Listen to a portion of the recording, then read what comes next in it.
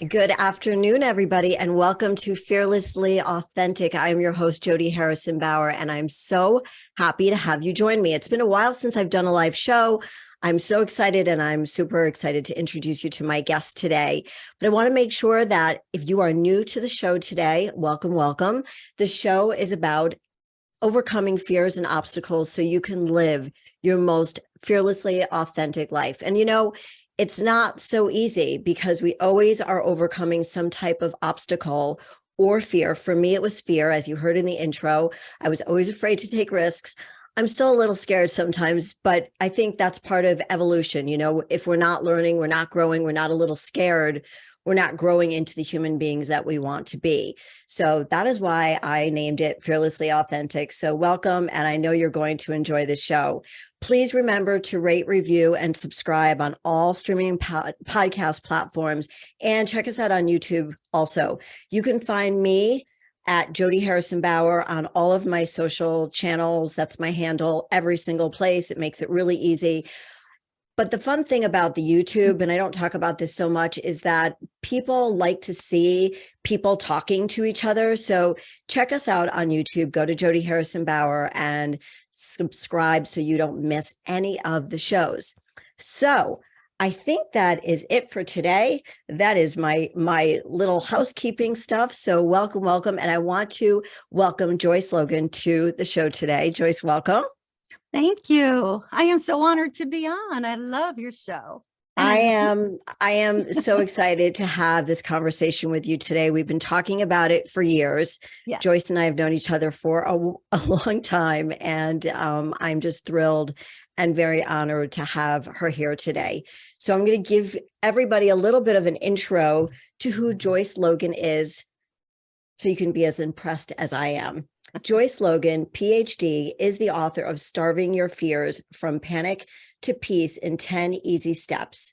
She holds a doctorate in metaphysical philosophy and is a certified hypnotherapist. She founded the Wellness Center in Connecticut, which she presided over for many years, helping people with anxiety disorders, panic attacks, and stress management.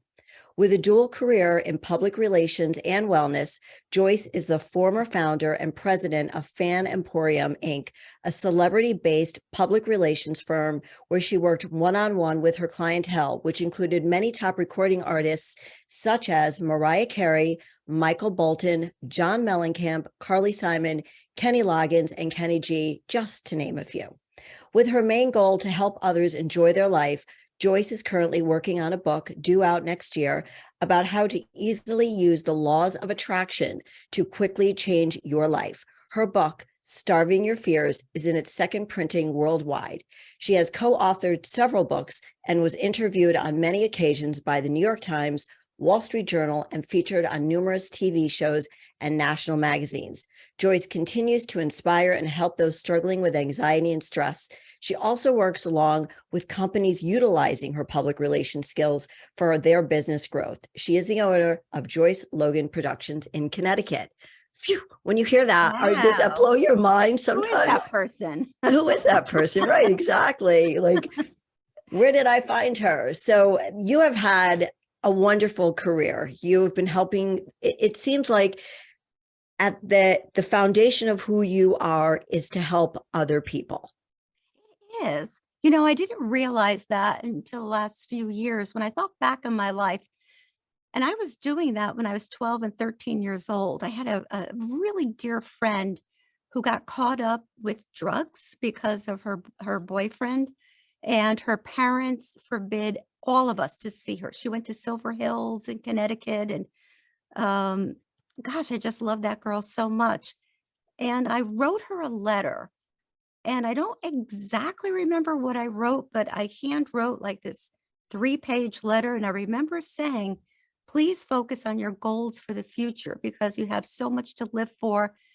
Her parents came to my home and spoke with my parents and said I would be the only one that could go to Silver Hills to see her. And you were 12? I realized, I was 13 then. So young. And I just had this innate, just yearning always to help someone that was in trouble. And yeah. I think, I don't think everybody feels that way. I don't think there is that innate desire to help others. I think you and I align so well because that is the foundation of what we want to do. Mhm. It has always been that way, even though we've talked about our desires and dreams to do a lot of things. Like, we're probably never going to stop.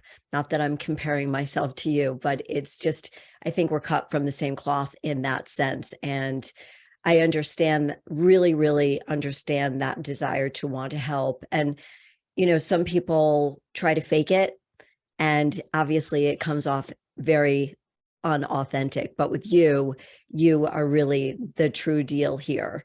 So I want to go back and Mhm. start, from when you started getting involved and realizing that you had this gift to help people, not just in the wellness area, because you were going to school as a to study to become a therapist, correct? Right.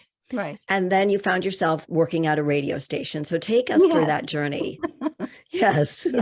Yeah. Music was always important to me. Going back, you just made me realize that when I was 12 years old, the Beatles were a big, they were big, and I loved them before I loved anyone else in that way. But I didn't love them like I wanted to marry them. I wanted to help them. How crazy as that sounds. That is. So I walked to the New Haven Library when I was 12 years old, and I thought, I bet one of their parents still has their name listed in a England, UK phone book in the library. And No I way. asked the librarian, and I got in touch with George Harrison's mother and sister. And at that time it was costly to make a phone call. And Right. yeah, so I really, got in trouble for that. But I got them on the phone, and they Yeah, gave you've me never told me this I know, story. I just can't came to me. believe it. So they lived on Mackett's Lane and in Liverpool, Mhm. and we started corresponding. So I said, I'd like to run a contest, and WABZ in New Haven was one of the big pop stations. They didn't know I was 12 years old because I just called them. And I said, I'd like to do this contest. I know George Harrison's mother and sister. And what I decided to do was ask them if they could give me a list of all the teenagers in that area and possibly on their street that would like to interact with young girls from America. And they did. They sent me a list, and we ran a contest, and then they invited me in the station, and then they saw me. Wow. And I think they actually, this is way pre me working, of course, in radio. I think they thought they were going to hire me for something. And then they saw that I was this 12-year-old Like little girl. 12. Yes. Right. They allowed me to take the news off of however, thing that they had, do little things like that. But then, I kind of forgot about that, and, life went on. And yeah, so then I found myself, pregnant at 16. At 17, I was married. By 18, I had two little kids. And not too long after that, I was divorced, of course. Mhm. And I wanted to go back to, school. I wanted to go to college. I wanted to be a therapist. I wanted to help people. That was at my core. Right. And I realized also that I needed to get work. I Right. needed to have a You job. needed to make money, I and needed to make money you to needed support my what you little thought, family. right. That would be a viable career. The fact that you've always wanted to help people. Yes. Yes. So you go to the radio station, love of music, needing to make money, but you're like, okay, I'm going to go to the radio station. What happened Right. there? Because that's Right. where it all started happening with, because of your communication skills, your heart, your Yes. authenticity. Yes. And this also started something else, and maybe we could touch upon later, because I know you talk about age discrimination and powerful and all that. I was in my late 20s, and they told me I was too old to work in radios. Wow. Yeah. And I Wow. just thought, what? 20. So they had a 19-year-old and myself, and we sat at a table and they interviewed us. And they mostly wanted her, but they decided that, they liked me also. So they hired both of us. And she got the receptionist job and I got the sales secretary job. So but I was also offered another job that was closer to my home for more money. But see, that music pulled at me. The Right. music just always felt good. And I thought, I think I'll be happier in radio. I'll work in radio. But And was there a part of you where, you wanted to help people, but did you ever think that you would fall into the entertainment industry? Did you ever think, because No, I know, and we're going to get to talking about yeah, manifestations and so on and so forth, yeah. but nothing about that ever came into No, your, and this really does tie into manifestation, because true manifestations happen when you just keep doing what you love. Not that, oh, I wish, I want, and I'm gonna make vision boards about it, because that adds stress. yes. I just knew that I loved music and I always liked being the person behind. I couldn't sing. So I didn't want to be the entertainer, but I loved helping people. Again, it was that thread. So Mm. while I was at the radio station doing sales secretary work, I said, hey, how come you're not like passing out bumper stickers at the beach, or you're not doing this? And they said, well, we had a promotions director. She got a better job in New York, and we're never going to open that up again. And I thought, I think you will, because you're missing the boat here, because I just felt I would help, and I donated my time. I said, give me the bumper stickers, I'll go to the beach. Or they were having some kind of movie premiere. And I said, well, how about if we go there and we have t-shirts made up and we do that? Oh yeah, that's a good idea. I even walked the stage manager's dog. I went to their house, I did some typing, and I would say, so do you think they'll ever have like that money for a promotions director? And within 6 months, I had the office upstairs and I was the promotions director. That's crazy, but it's not crazy, because again, if you believe that you're meant for that position or that job or Yeah.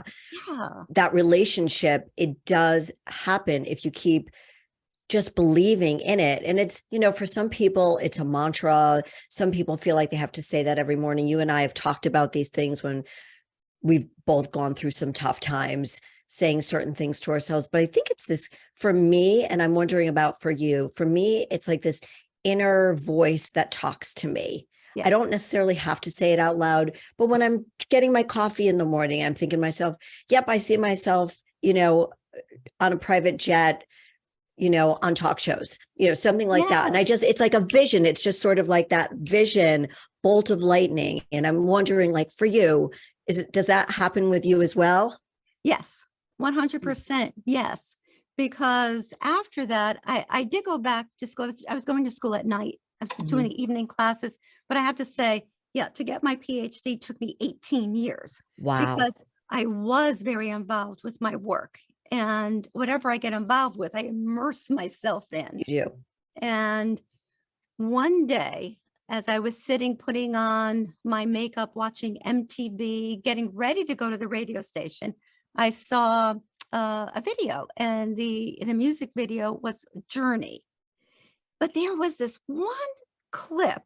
In the back, there was a woman with a clipboard, and they were doing a sound check. And that's what I saw. And I said to myself, ooh, I would like to have that job. That looks Right. like it would be cool. Yeah. And if I fast forward the story, I'll just say that within a few years, I was standing there with a major band on stage. It was part of the radio station promotion, and I had the clipboard. And I thought, oh, I am that person. It's it's some people, going back to what you started with, talking about when you were 12, 13 years old, wanting to help the girl, then wanting to help people in the entertainment business, not knowing where that role was going to take you. Not at all. No. And I have this conversation with one of my daughters a lot, and she always says to me, but Mom, how did you know? How did you know you were going to win those bikini competitions? How did you know you were going to have a podcast? How did you know? Mm. And you just say, I just knew. It's just something that I wanted, and I guess I had that gift of manifesting. But do you believe, based on your experience, that people can be taught how to manifest, if I can use that word as the verb here? I think what I teach people is that they've always been manifesting. Okay. And when they consciously manifest, that's where the magic happens. And when you give credit to it, when you acknowledge it, when you say, wow, that's awesome, that's where the doors open even more. It's really like someone that gives you a gift. And if you don't acknowledge it over a period of time, and I've had this happen where I just thought the person hated what I was giving them, and I stopped giving gifts. Mm, And then one day she mentioned, "Oh, I treasure this or that." It's like, "Why didn't you tell me? I thought you hated all these things that I was giving you." And that's how the universe, I truly believe, reacts with us. When you stop and you give thanks and you acknowledge it without adding, but that'll never happen again. That was just a coincidence. I have bad luck. And I seem to be a little surrounded by people who have that mindset. And it's like, no, no, no. And they think it's just me. Like, well, that's good for you, but it doesn't work for me. right. No, it works for everybody. It works for That's what I hear from, clients I had, from people that I'm friendly with, that I just don't have what you have. Like, it's hard to explain, but it is, if you just get rid of the negative talk. And I know people have heard that for so many years and have heard so many people speak about that. But where does one begin if they want to change their life? You change it with your thought that it's a possibility. And if you can begin with that possibility, and then you begin to speak that possibility, not in a way that you tell a friend like, well, I'm going to do this, and then they hold you accountable. I'm speaking softly. Right. You begin to just speak softly about everything. When it's whatever the weather is, just notice how people complain about it. Mhm. Don't do that. You just say, well, it's winter in New England, so of course it's going to snow. Right. It's summer, and of course it's hot. You don't have to say it like in a mocking way, but you just accept it. And believe it or not, that's all part of your manifestation, because things begin to work when you stop the complaining, when you stop engaging. So I give people like a prescription 101: stop watching the news. Because if anything big is going to happen, someone's going to tell you. There's no need for you to immerse yourself in the news. Go outside, take a walk, look at a tree, look at a bird, look at a flower and say, "Aren't you beautiful? Aren't you beautiful? Look at a child, your pet." And just do more of that. And what happens is it becomes addictive, and your brain and your body wants more, because your brain works in two ways, major ways. Wants what? Luxury, it wants love, it wants, pleasure. And the other side wants you to avoid pain. And Mhm. that's it. Yeah. And what's happened to many of us is that we move too much into the pleasure por- portion of it that we shouldn't have. It could be Mhm. smoking, it could be drinking, it could be addiction to the news. And Mm. we move that into the pleasure portion instead of, that's too painful. The good news is your brain will help you make those changes within a few weeks if you just keep that pattern up. I think, I've heard you help me get through some tough times, and getting off the phone with you and thinking, I can't do that. That's just Joyce, But for everybody who's listening, like, really listen, because if you keep doing this, just that little trick that Joyce was talking about, which I've done very subconsciously. And I remember in 2021, that was a tough year for me. Mm. I was just trying to figure out who I wanted to be again. And I remember thinking, I hate the weather here. It's so gloomy. It's so cold. I don't want to be in Connecticut, just being really negative. And the people around me were that same negative energy. Now, whoever I'm in contact with now, they're like, oh, yeah, it's nice outside. Yeah, it's the fall. Yeah, it's the winter. Yes. It's just, and I don't know, Joyce, when that happened, but you guys listening, it does happen, but you have to softly, as you said, Joyce, which is such a great word, softly want it. Yes. Softly want it. Follow that, everyone says the path, but it is, it's your path. It's your journey, and life is short. Come on, Come enjoy on. it. If it's Exactly. snowing, I always say that if you have eyes to see, you're a billionaire. Yesterday I was in New Haven, driving, and I was at a stoplight. It was very busy around Yale. And my eye caught, like, there was a young boy and a man next to me crossing the street, but it looked like I thought I saw a tennis ball or a stick. And when I looked over, this little boy, maybe he was 7 or 8 years old, he was blind, and he had dark glasses on. He had a long stick with a tennis ball on it because his father, or whoever was with him, his trainer, was teaching him how to feel for the bump and feel for the curb. And I thought, my God, aren't I blessed?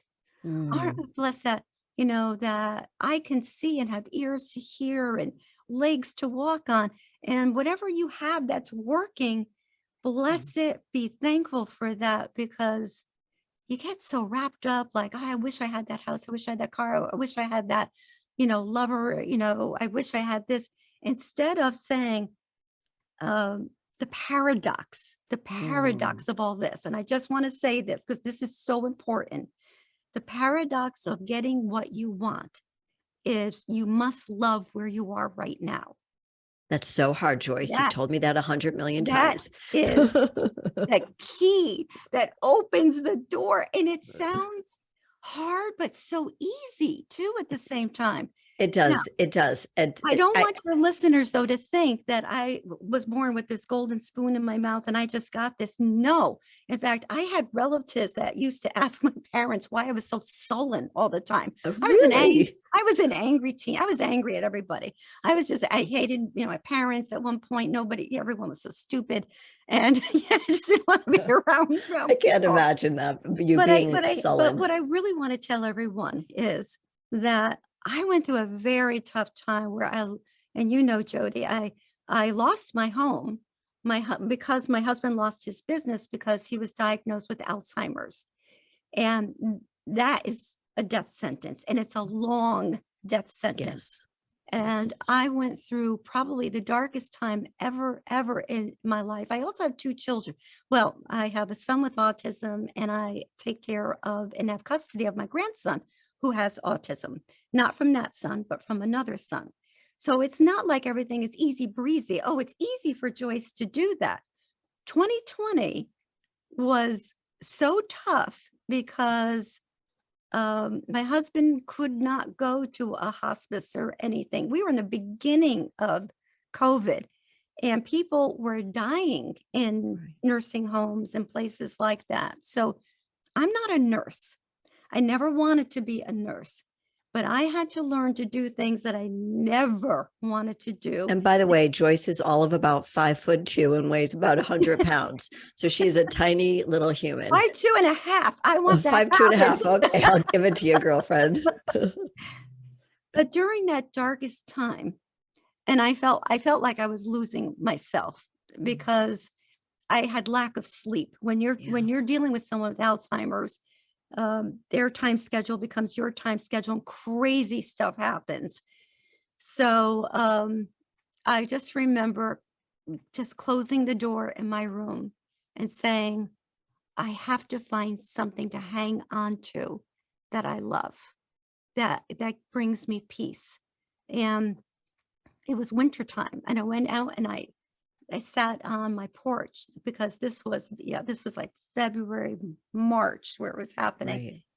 And I just sat there and I actually just looked at the trees, and I just started saying, aren't you beautiful? And wasn't a nature girl. I didn't really like being out with bugs and things like that. Right. Mm, But that was the start of another deeper journey with me. And I found myself feeling lighter about things. But I want to say that it's also in your breath. I was very cognizant of the fact that when you diaphragmatically breathe, which a lot of us do, which, we do when we speak, but we don't do that when we sleep, and we don't do that when we eat. It, it, it sends a message to your brain if it's up here too much, like doing this, that you're in trouble.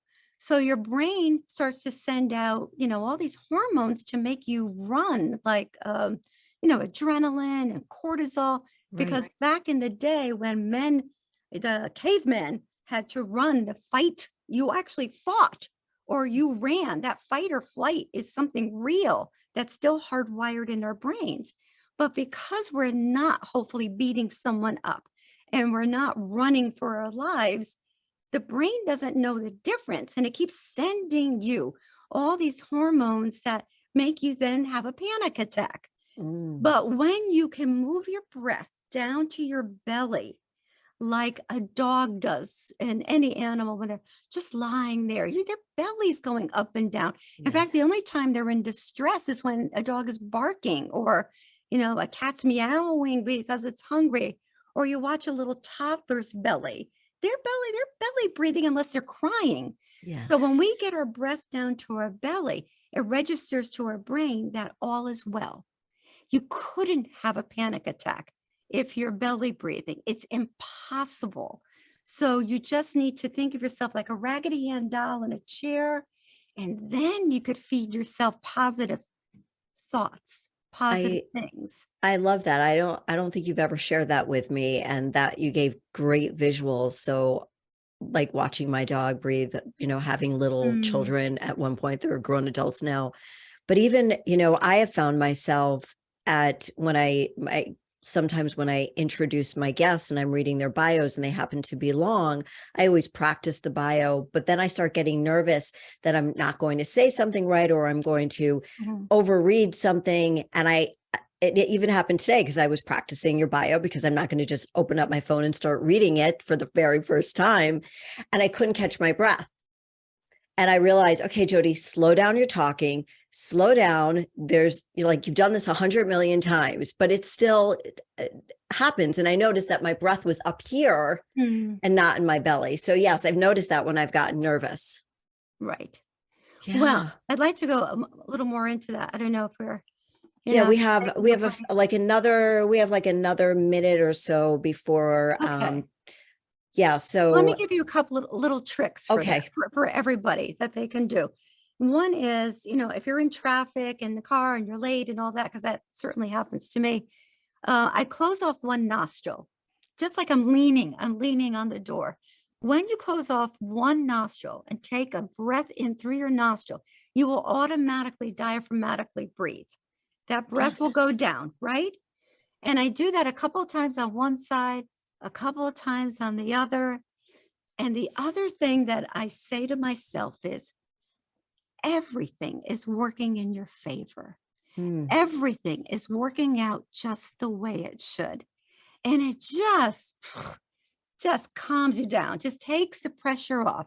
You'll show up on time, even if you're a little late. So what? We put so much pressure on ourselves that we don't need to. We How really many times do. am I'm going someplace and I've been worried that I'm getting there late, and you wait, whether it's a doctor's appointment or whatever, and you're sitting there like, why was I rushing so much?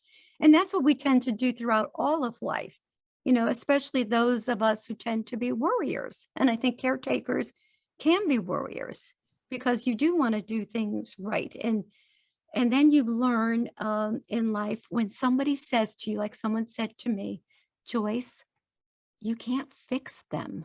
Mm. You can't fix them. And I thought that was an eye opener. And I remember coming home one day and yelling into their rooms, I can't fix you. It's right, because I think being a natural caretaker, we do worry. And I have a friend who says worry is a waste of time. And I thought, could I just adopt that mind thought? Like, worrying is a waste of time. And when you really think about it logically, it is a waste of time. But Yeah. it's hard to get to that point. Well, I think there's a difference between worrying and being proactive, because one of my clients said to me, well, that's not true. That worry is a waste of time, because if I didn't worry, then my son or my husband, they wouldn't have that doctor's appointment. They wouldn't have had this because I worried about it. That's why I did it. And I said, okay, but you could still do it without worrying. You could just be proactive and say, I'm going to handle this now, and we're going to research this. But if you always have a house on fire within you, it's just not a good way to live. No, it's very, very stressful. And at this point, we're going to stop, because when we come back from our break, I want to talk about your book, really get into the juicy parts of your book so people can live this wonderful life that they want to, because so many of us are stuck because we're worrying, stuck because we're afraid. And so stick with us, everybody. We'll be back with Joyce Logan in a few minutes. Welcome back, everybody, to Fearlessly Authentic. I'm your host, Jody Harrison Bauer, and I am here with the one and only Joyce Logan. And we are talking about her book, Starving Your Fears. We're also talking a little bit about anxiety and breathing, and how Joyce has sort of manifested a lot of these things in her life and how she helps other people do that. And I wanted to just start off with this quote from her book, by Abraham Lincoln. It's not by Joyce, it's by Abraham Lincoln, but it was in her book, because we talked about age. And for any of you who follow me on social media, I talk about age all the time. I'm super upfront about how old I am. And I talk about it because I want people to accept themselves for who they are at that age and continue to embrace themselves in that age. And it's okay to tweak, because, if you want to tweak, you can tweak, but just embrace it. So I love that you had this in your book. In the end, it's not the years in your life that count, it's the life in your years. And that's so, so true, because I think we look at the years and we go tick, tick, tick. And especially now, I'm going to be 62 at the end of the month, 26 days till my birthday, Joyce. And I know. I know the whole world knows when it's my birthday. And so this is my birthday month. And, but it's so true. It's not about those years. It's the life in your years. And I just think that for you and I think that we're pretty unstoppable. We don't think about how old we are. We just think about all the things that we want to do, how we can help people, how you're helping people. And, I wanted to head back for just a second, because we sort of glossed over the entertainment part of your life, which was a huge part. So I wanted to brag a little bit right now about everything that you did and the celebrities that you worked with, and did the whole part of your personality that wanted to help. So there's a part of you, I want to help. Then the other part is, I love entertainment. I love music. So how did those two parts of your personality come together? Did I melt them together? Yeah, you did. In a way that I just never thought was possible. It just evolved that way. So while I was working in radio, major stars would come up for interviews. And I know I mentioned Huey Lewis in the news, but there were so many others that would come up. And when that would happen, my phone would go off the wall, because the secretary would send all the calls to me. And there would be people saying that, no one's answered our letters, and my son has cancer and would really love to meet, whomever. And I would arrange that. They would come up and I said, would you mind, they're here. And boy, and the smiles on the faces, and especially the parents knowing that they were giving the child this. So on and on. That led me to ask, who's reading your mail? who's the liaison here? And managers would say, oh, we have boxes and boxes, you know, and they're collecting dust. We can't handle the mail. We can't, no, we don't do this. And so then I thought, I think I'm going to start a business like that. I think I'm going to do that. Yes, Well, you did. I knew of Michael Bolton because he was a New Haven guy, and I'm a New Right. Haven person.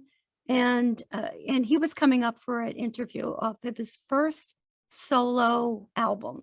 He was with Blackjack. He was Michael Bolton, and now he's Michael. That's how I knew him Bolton. at the That's how you Palladium, know, right? Yep. right. So Michael came up to the radio station, and make a long story short, I'm going to combine a couple of things here. We were going to do a parade centered around, well, it's Columbus Day Parade. And part of that is the radio station was in the Columbus Day Parade. And Michael had a song on his album called Hometown Hero. So I pitched it to the powers that be in radio. What if we have a car just for him? It's a convertible, and he's sitting there, and we're blaring Hometown Hero, and that he becomes like the focal point. And they said, well, that's not fair to the other bands in the area, blah, blah, blah. Anyway, I said, well, what if his manager won't let him do it?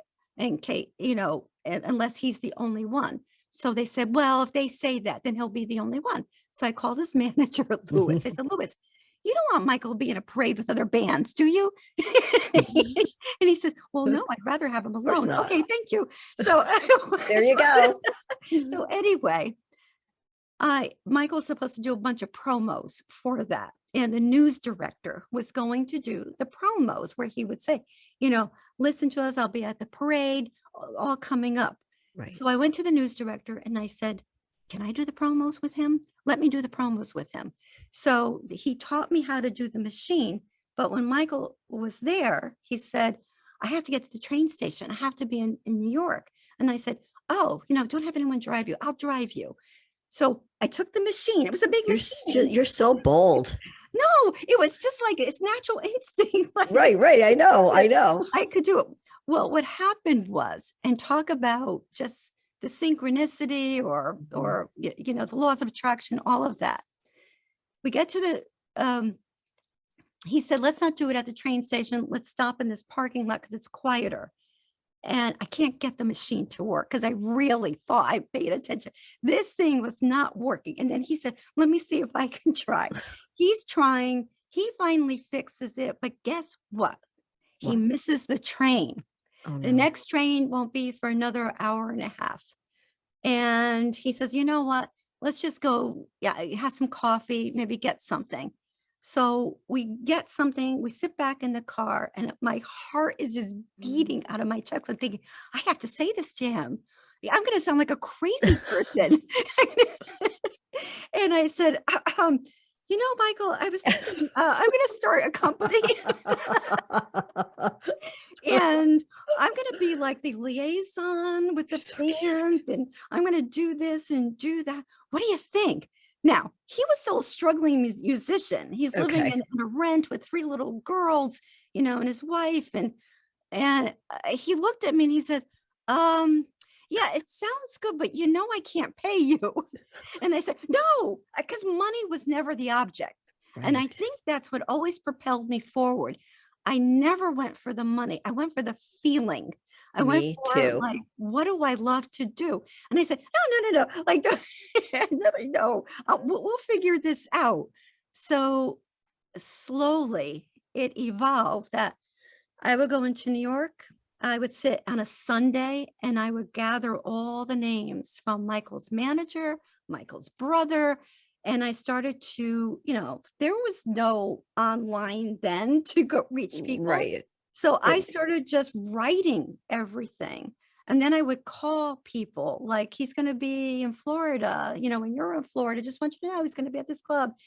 And it evolved into, by the time he won his Grammy, we're talking like 1990, 1991. Right. I was in full force.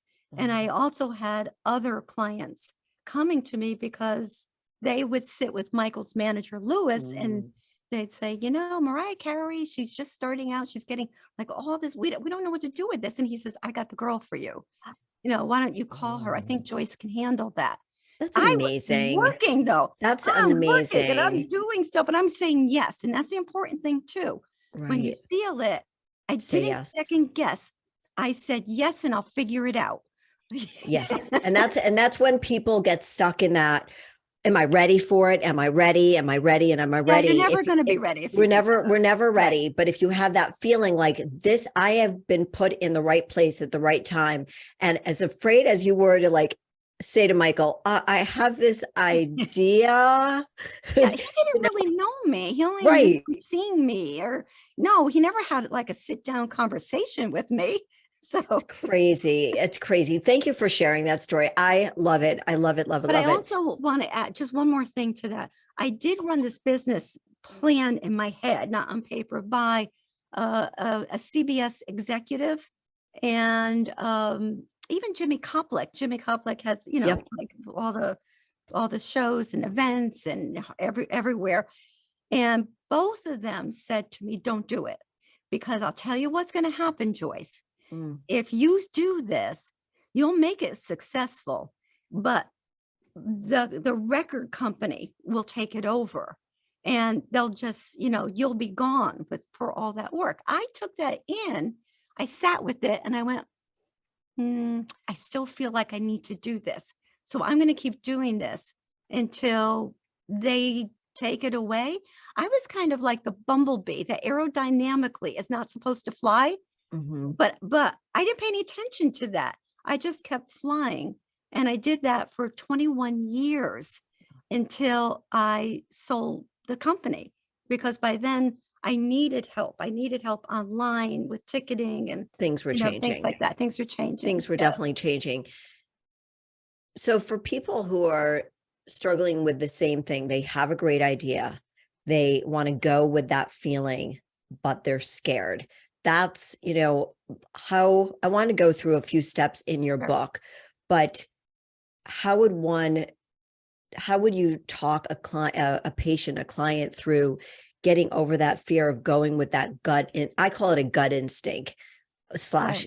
feeling. How do you just keep practicing it and eventually it becomes a habit? Yeah. I mean, I think it's just changing your thought process about it. And I would tell them to ignite that, keep it Mhm. lit. Don't put that flame out, that little spark, because that little spark is going to grow into like a roaring fire within you that's going to touch other people. So don't keep putting water on it, because Okay. eventually you may never get that spark to light again, because you could Mm. become too depressed. And Mm. then you may become clinically depressed and need some medication. And it's like, and I think that happens with people, even Right. people, when loved ones pass in their family, and you'll hear that it's been years and they're not over it. And it's, Right. and then people will say, well, everyone grieves in their own way. Yeah, I believe that to a point. You can take your time grieving, but my gosh, if we're talking 10 years, years, 5, 10 years, right? yeah, then it's time to just let one of the steps in the book, I think you were going to bring up about the 10 steps. One of Yes. the 10 steps from panic to peace is acceptance. This And is the book, acceptance. And by Starving Your the way, Fears. I just want to share with everyone, Yes. I wrote that book because my clients kept saying, can you write that down? Can you record this for me? And I thought, I have so much to say. And I did not want people spending their money coming to me all the time, because I would say to them, all right, if you're not following what we're doing here, then you're wasting my time and you're wasting your money. Right. So I thought, well, if I put this in a book, a style of a book that they can open to any page and it will resonate with them, then that's what I'm going to do. So I'll tell people, just go on Amazon. You could get the Kindle version. I think it's like $1.50 or so. I don't even know what it is, but to do that. And I Well, also, let's go through those 10 steps. okay, go ahead. Okay. So you have in your book, the 10 steps to peace. So the first one is the art of breathing, which you sort of Which talked I about did. already. Yeah, get your breath going, get your belly breathing going. That's going to calm your mind. That's going to make you more receptive to all that you need to do, which is And the next one is accept and act. And that's a tough one. That's like, saying nothing changes without anything changing. Like nothing's going to change if nothing's going to change, right? Right. Well, there are people who have that I exclusively work with panic attacks, anxiety disorder, especially agoraphobia, because Right. my mother had that. I grew Right. up with that. And when I say acceptance, I mean, don't say what most people will say to me. I hate this. I don't want this. Just make it go away. Make it go away. When you add resistance to something, you give it power. Mm. So you need to accept the fact that, yes, you do have generalized anxiety disorder. Does it mean that it stops your world? Not at all, because we all have something. There's something. So with generalized anxiety disorder, it's you accept that you have this and you say, well, I'm going to learn to flow with this and not be scared of it. And when you're not afraid of it, just like the title of the book, you're starving it. Mm. And whatever you feed grows. Whatever you feed grows. Right. But whatever you don't give credibility to, and you just look the other way, say, I'm going to look at that pretty sunset over there instead of that political fight over there. So true. It changes everything. Yes. And that's the part of the brain that I was talking about, that you want more in the pleasure portion of your brain, of life, of living. Or even if you feel anxious, my God, you're alive. So of course you feel anxious at times. Just don't be afraid of it. Accept it. I'm so glad you said that. I'm just going to say one little thing about that is there's so many people online on social media talking about, and the younger kids, mostly and I have 2 millennial children, so I can just say it, it's I feel like there's so many millennials out there who are anxious and feel like they need to be medicated. And now as they're getting older and they're reaching their late 30s, they're realizing because they have a family, they don't want to be medicated anymore. But there was like this, I'm anxious and the world must stop, instead of sort of accepting it and saying, look, we're all going to have a little bit of anxiety. Yes. We're all going to be a little bit stressed out. We all have a little bit of everything. That doesn't mean that we should put so much attention to it. Right. That's what basically you're saying. Right. Yeah. Yes. The next one, you're not sick. Right. And that's where people will label themselves and say, now that I have this, I can't do this. They make themselves sick, thinking that it's a disease, and it's not a disease, nor is it a choice, because I don't, want other people to say, when you have a generalized anxiety disorder, it's not like you're wearing a cast where people see it. So sometimes people will say, get over it. Just get over it. Right. And that makes that person more anxious, because believe me, if they could, they would. So so I'm talking about acceptance, and what was that you just said about? Well, we had accept and act. You are not sick. You're not sick. And then the other one, the next one, because we only have 4 minutes. I can't even believe it. I know. I'm trying to You'll have to buy the book to read the other 6. Go to Amazon. It's not that expensive. Go on Amazon, Starving Your Fears. Before we close out, I want you to talk about the book you're writing right now, and then we'll close out. Okay. So I'm so excited about this book that I'm writing. Like I wrote I'm like 3 chapters away from being done with it, but it really is about the easy breezy way of manifesting. And this is what I was saying early on, that we all manifest, but we may think it's so small or a coincidence that we don't give it any, credibility. So I'll tell you this one little story. I really wanted, I was in the grocery store with my son, and he held up a box of brownies with walnuts, because I happen to love brownies with walnuts. But my friend Kathy can't have walnuts. She's highly allergic to nuts. And so I said, no. I'll just make something. So I went home and I made a batch of brownies, but I really wanted the walnuts in them, except not on the side, because there's something about those walnuts being baked in there. And so I get up early, I make the brownies without the walnuts, and it looked like it was done. But when I took it out and I was holding it by the handle, it was heavy. It slid down and the center was like raw. And I had hot brownie mix oozing down my stove, the floor, the oven door. I mean, it was on my hands, and it's like, and instead of getting angry, I pulled out what I'm so used to doing. I laughed. I Good. laughed and said, oh my God, I am just not meant to have my brownies, with walnuts. And because I made light of it, I am so certain this happened, because this has never, ever happened before. Kathy's at the door, rings the doorbell. She's got something in her hands. And she said, oh, here, I was at the grocery store, at the bakery department, and they just made a batch of brownies with walnuts. I think you said that you like that.